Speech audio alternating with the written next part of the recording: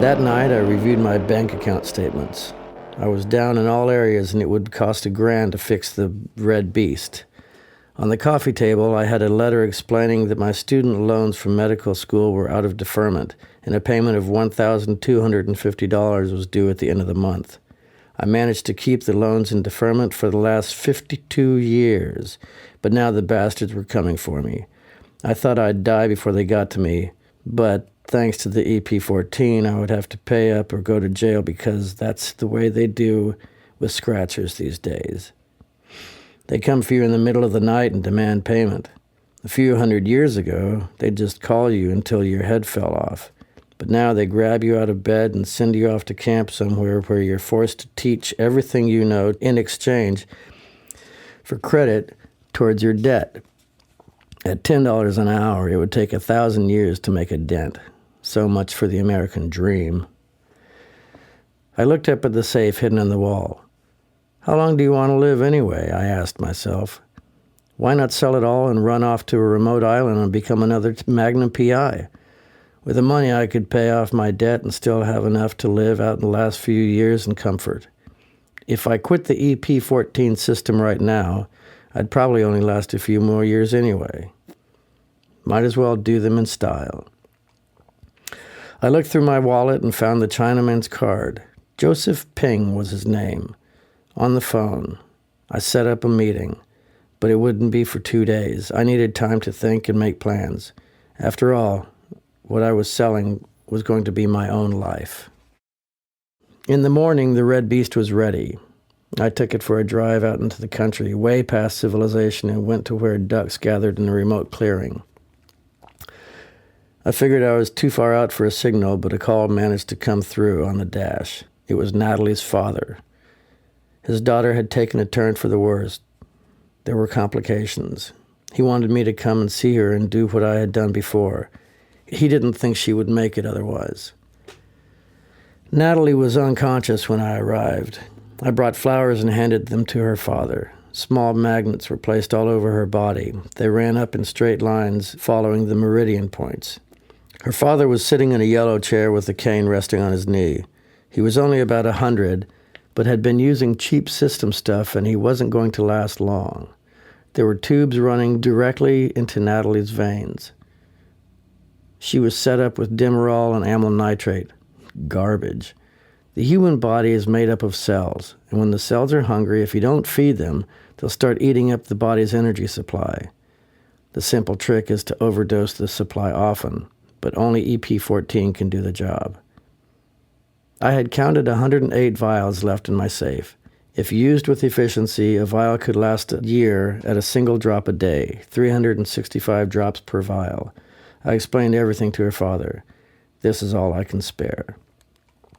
I handed him 10 vials and would keep 10 for myself. Back home, I packed up the remaining 88 for the kooks in the exchange for the $235,000 in cash. Why not skim off the top? The bastards. When the doctor left the room, we gave it to her. Soon she would be home, and I'd be in another country doing somersaults off a high dive with a Speedo on. We were all going to be all right. I was certain of it. Then I saw them, the ghosts. They walked into my house and sat down on the furniture that night. They wanted to talk. Don't sell the EP14, they said. You'll regret it. Many need it, and if you give it to the Mark V, they're going to use it in evil ways. Like with all ghosts, communication is hazy. The reception doesn't always come in clear, and sometimes they don't make any sense at all. I could only pick up a few things from time to time, but often I would just ignore them by turning up the volume on the stereo. I was drinking beer and listening to Chicago Live in '75, and I didn't feel like a conference with the dead anyway. I was in planning mode. When they didn't get the message that I didn't want them there, I told them, "You're all a bunch of sorry losers. Why don't you find an old house somewhere to haunt? Why are you waltzing in here uninvited anyway?" "But you did invite us by taking the EP14, the leader of the group said. "We are subjects from Mark V. They are creating a purgatorial prison for the dead and preventing us from leaving this world. They're holding us in an illegal compound and suck energy from our spirits in order to negotiate with the clouds. That's why we're so weak. Sounds a lot like life, I said. Yes, but we must take them down, and we need someone on the other side to help us. I dosed heavily that night in order to communicate with them, but found myself getting weirder and weirder by the minute until I fell on the couch and lost consciousness. Later that morning, I awoke to news about Natalie on the oxygen screen. Her recovery was a huge hit around the world, and her father was able to take her home the night before. Soon they would have her on all the daytime talk shows. Good for her, I thought. I put on my lucky Hawaiian shirt and decided not to shave. A 5 o'clock shadow gave the proper message. I wanted these people to know I meant business and wouldn't allow any bullshit. I watched half an episode of Magnum P.I., then I took the Red Beast to the Black Garter on Ocean Parkway. I had the stuff locked up in the trunk. I ordered a Bloody Mary with gin and Schisandra juice. Inside my coat, I was wearing my ancient Colt 45 M1911 with one in the chamber. There was only one other character sitting at the bar when I arrived at 10 o'clock in the morning. Stanley, like always, sat drinking scotch in a black velvet jogging suit. Each finger on both hands held a gold ring. On his right ring finger, he had a Super Bowl ring flashing in the dark room. He wore blue aviators and didn't say much, just nodded when I sat down. The bartender wore a red tuxedo jacket. He stood there washing glasses when the goons entered the bar. Mr. Fields, you're doing the right thing. Yeah, I don't care about that. Just show me the money. One of the goons had a briefcase. He opened it. The pink bills shone like salmon fillets in the chrome-plated case. We walked out into the blue sky. I popped the trunk and made the switch. Everything went smoothly. They had a black car waiting, and they all got in and drove off. I put the case in the trunk and locked it. I had expected a shootout, but then I decided I had watched too many episodes of Magnum P.I. The world didn't operate like that anymore. Some things were simple. Some things operated without high drama or violence. I felt good and returned to my stool to finish my drink. Now Stanley spoke up. What did you just do? Did you sell your soul? No, Pop, just some holy water. Those were Mark V men. They're the gatekeepers. I know because I've been to the other side. I was locked up in limbo for years until I found a way out. Well, Pop, I'd love to hear all about it, but I have a plane to catch. My new life starts now. Now, son, you can't take a payoff from those people. You'll be doomed. You have to burn whatever it is they gave you. It's contaminated, you hear me? It's blood money. I looked at Stanley. His eyes were glaring at me. What the hell are you talking about? I said, and I stood up to leave. Okay, don't listen to me, but don't say I didn't warn you. He was still talking when I made my way out to the parking lot and found my Red Beast was gone from the lot. I still had my keys, but not much else. Inside my coat, only the empty holster rested against my ribs. The swine had taken the Red Beast and my .45 without me having any idea. I tracked down Betterton at his lake house in Genevieve. He was sitting in a hot tub when they picked up the phone. They got everything. Sounds like your summer's getting off to a good start. I need wheels. Can I borrow your roadster? No way in hell. Cindy's off to boot camp this summer. You can use her car. What is it? It's a brown Geo Prism with orange and yellow racing stripes. Jesus. I took a taxi service out to his lake house and found him in a bathrobe with a towel on his head when I walked in. I sat down and told him everything. That's a beautiful mess you got yourself into, Henry. What's the plan from here? Go after the Mark V? No one fucks with my Camaro. Look, try not to destroy the Geo in the process. It's not much, but it's a car. I took the opportunity to ask for a small loan. I'm flat till August. I got all the pay up front of the 9 months. I'm just floating till next school year. Go see the girl and her father. You saved her life. The least they can do is give you a loan. He was right. I had no other choice but to try them for a favor. The Geo maxed out at 55 miles an hour. I banged on the steering wheel. God damn you, you little bastard. If you make one dent in the red beast, I'll hang you from a telephone pole by your balls. All the exterior lights were on when I reached Natalie's father's place, even though it was only 4 p.m. I snuck around the back to Natalie's window to speak with her first and see what she thought about my situation. There was no answer. Front door was the same, dead silent. Only cicadas could be heard chanting in the trees above. I tried the door and found it unlocked. No ventilation systems were active, and the smell of rotting food hit me as I entered. A meal was set up on the table. The wine had been open and the glasses were all around for a celebration, but something stopped this dinner party prematurely. No one touched the food.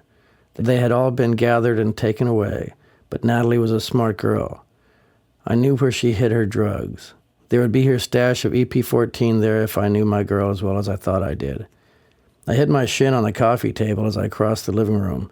Bright pain was followed by a few drops of blood running down my leg.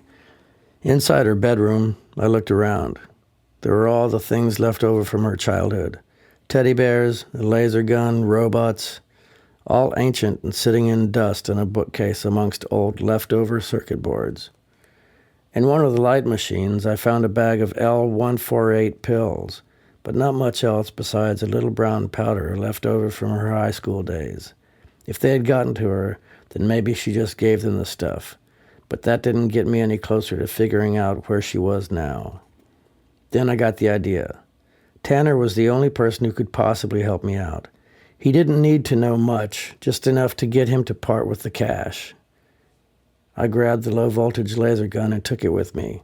It wasn't much, but it could make a man shit his pants at 20 yards if he meant ill intent. The government had handed them out over the years to help curb the rape epidemic that had spread across the country following the illegalization of porn. I took the little car down the road that led to the city dump. At an iron wheel mailbox, I took a left and bounced in and out of potholes and mud on the old road till I reached Tanner's egg-shaped house. I parked and walked past the rabbit cages and chicken coops. Tanner was in shorts and stringing up a fishing pole on the porch when I found him. "Henry, what the hell brings you here? I'm just getting ready for some fishing down at the pond. I've got plenty of beer here. You should join me." "Wait, I'll get you a pole." He ran off and I sat down. It was late in the day and the sun was only an inch or two from the horizon. When we walked over to the bank of the pond, he took off his sandals. "You know anything about the pineal gland, Henry?" "Sure, it's the little pine cone in our heads, right in the center." "Do you know what it can do if activated?" "No idea, Tanner." "It's the key to longevity, my friend. The ancients knew about it, but they've been hiding its secrets from us for hundreds, if not thousands of years." I cracked open a beer. "Now watch what I do." He stretched his arms out and stared right at the sun for about 3 minutes. Then he looked at me with a dreamy look on his face. "Try it, Henry. It'll do you some good." "Well, won't it burn my fucking eyeballs out of my head?" "No, boy, not at this time of day. That's why I come out here at sunset." I put down my beer and removed my shoes. I was there for alone. If it meant playing along with some new age bullshit, then it was a small price to pay. Now, because you're new at this, I recommend only 30 seconds for you. Any more and you'll get a headache. My eyes found the big ball in the sky. Then it went black, and soon it turned into a ball of metallic energy, and it kept moving around. Then I saw it go through several color transformations until I felt my brain spark up and images started flashing before my eyes. Tanner was yelling at me, "Look down, Henry! Henry, look down!" I looked away and everything went black. Then slowly my vision corrected itself. "How do you feel?"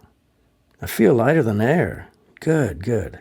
"No, fuck, I think I'm going to puke." I did, all over the bait that we had in the bucket at my feet. My head kept swirling and I had to lie down. Soon I fell asleep in his daughter's room. I dreamed about wild horses galloping around in great open fields until a wave of blood crashed in from a hidden shore, covering everything in sight. I woke up in a panic. I looked up and found a goddamn stuffed animal of a horse staring straight at me. I walked out into the living room and found Tanner sitting in his medicine chair, listening to music and drawing something. He had his Vision Quest glasses on and he couldn't hear me. I sat down. "Tanner, I need a loan." He popped the things out of his eyes and looked at me. "Henry, what's the problem?" "I'm behind. I'm not going to make it till August. I need something to hold me over." "Look around, Henry." I was sitting in his $12,000 Ames chair. I don't have much, but what I do have is from living within my means. I'm not looking for a lecture, Tanner. Listen, we have some recruits coming to school tomorrow for a workshop. I'm supposed to give them a talk on the future of architecture. If you're interested, I can arrange to have you paid for it if you think you can do it. "Yeah, sure, Tanner, I'll do it. I assume you already have it laid out." "Well, not exactly. I'm working on it right now." I looked at what he had. It wasn't much. "All right, hell, I'll go to the library and get something together tonight." "Good man, and don't forget to come at it with an optimistic view. These are our recruits, and we need to get them signed up by the end of the day tomorrow." Once at the library, I hit the files with a merciless abandon. If they wanted a treatise on the state of architecture, I'd give it to them. We'd go back to the horror of the Industrial Revolution, and then I'd drag them through the madness of so-called progress and planned obsolescence until they all vomited in their mouths and ran out of the place with the hate in their eyes for everything associated with the word architecture. The auditorium was full to the gills with the tiniest of humans. They all gyrated in their seats like tadpoles just born out of a swamp as I shuffled through my papers. I fired up the first slide. "Does anyone here know what this is?" Silence, like a black hole, sucked the life out of the room. "This is the first recorded man-made structure, something we like to call architecture." I followed up with many other examples of so-called primitive architecture, and was sure to point out how they were all not only built to persist, but also to negotiate within transitional zones in the landscape.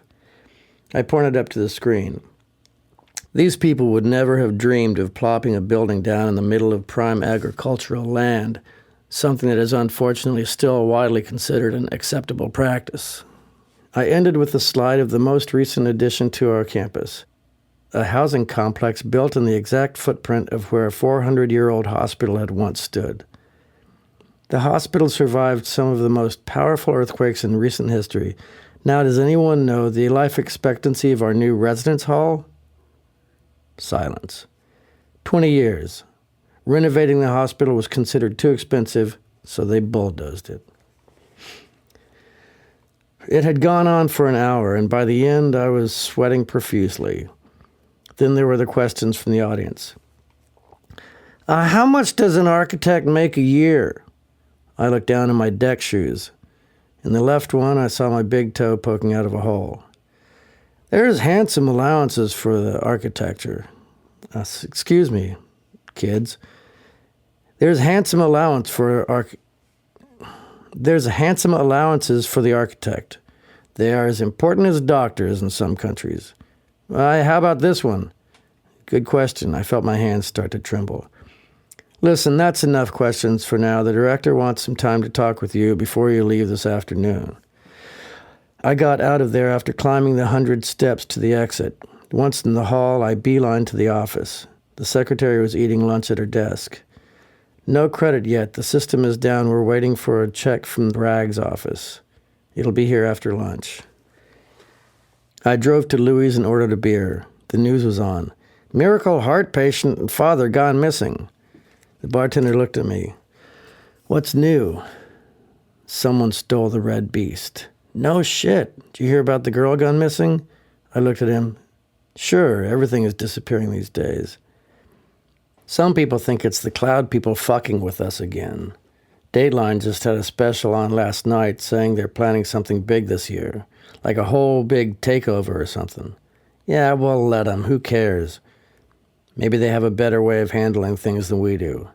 "Whoa, no, we can't have that kind of talk in here, Henry. If we don't have our sovereignty, then what do we have?" "Just hit me with another beer, will you?" I drank and waited, and the news ran on. Then I returned to the office and grabbed my check for the lecture and blew out of there for the closest check cashing place. Finally, I had enough cash to last me a few days, and I wasn't going to let another minute slip by without trying to find my Camaro.